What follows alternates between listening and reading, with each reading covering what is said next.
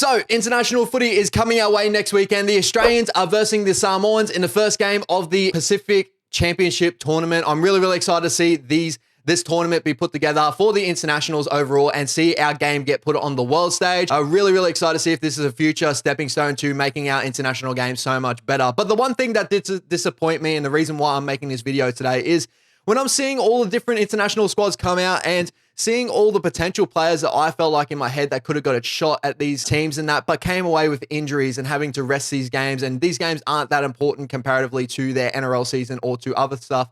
It made me really think about like how we could change that to where maybe rugby league could get to a better stage where the international game becomes the bigger stage for our football, and where we could look at our rugby league players out there and see what they do in the Australian jersey the same way as what they do in a Blues or a Queensland jersey. Because there is no lie that our biggest moments in our sport in rugby league come from the state of origin stage, or even sometimes club football comparatively over the international game. And I do believe that to grow for our brand, in my opinion, I would love to see us go international and really compare with like the rugby union international game, where I feel like we have a really good product to go that way, even though like sports like the NFL and the AFL do very well with just club football. But when we have something like state of origin, where it's so tribal and we get to represent something, and I feel like we could do that on the world stage. And I definitely saw that on my TikTok videos where, you know, you just come out, and even some of my bigger videos on YouTube where I was talking about the Samoan squads and how much love they have for their rugby league team. And it's all Polynesian culture as well. They have so much love for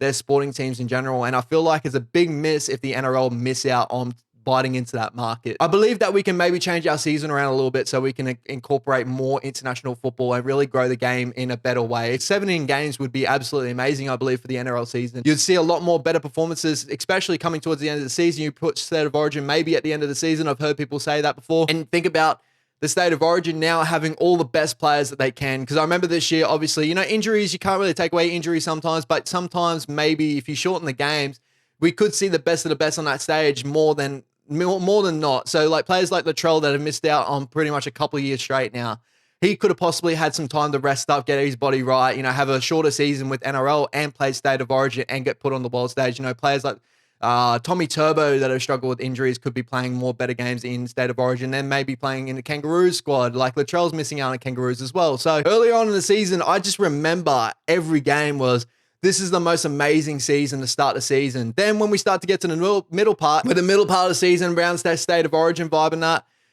things started to get a little bit negative. Games started to get a bit more blown out. You start to see the teams really fall off the end of the pack and stuff. You start to see injuries. But now we start looking at referees a different way. We start to get a bit more negative towards the end of the season. And I honestly feel like that does come from just the length of the season. It does feel like it does go for a little bit too long, to where we start picking at the NRL. We start picking at rugby league and what's going on with the sport a little bit more than what we do at a shorter season, in my opinion.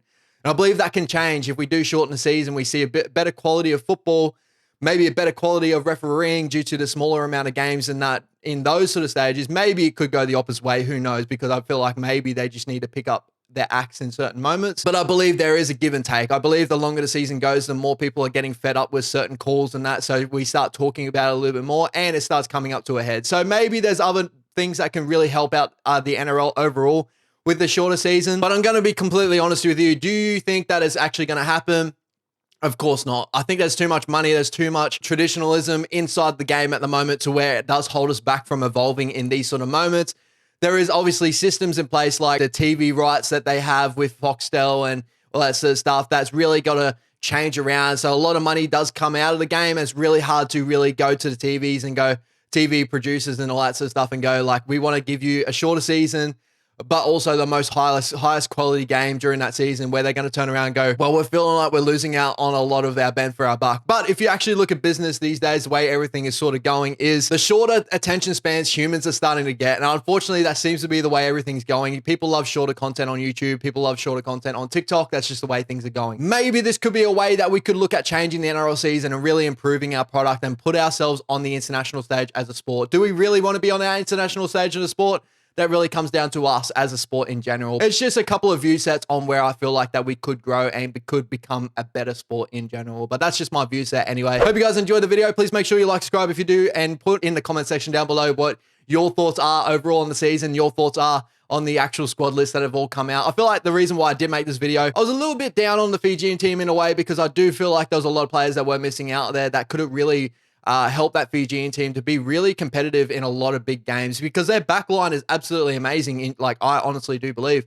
But they're missing out on players like Api Coruscant, Viliami Kickout, the Saifidi boys. Even if you look at, the more experienced boys like the Sims brothers and Marcelo Montoya could have added to the back line. There's a lot of big players that did miss out there. And if you even look at the Kiwi squad coming into the end of this year as well, no Cheese, no Sean Johnson, no Scott Sorensen, no Jordan Riki. Did I already say Sean Johnson? No Sean Johnson, no Jeremy Marshall King. There's a whole lot of players that are missing out on like big opportunities to create the vibe that these are the best of the best going up against each other. The Samoan squad could have been so much better with Jerome Luai, Joseph Suli'i, so many other big players that could have been filling in those spots there. So comment down below your thoughts overall. I would love to hear everyone's thoughts out there and appreciate all the love so much.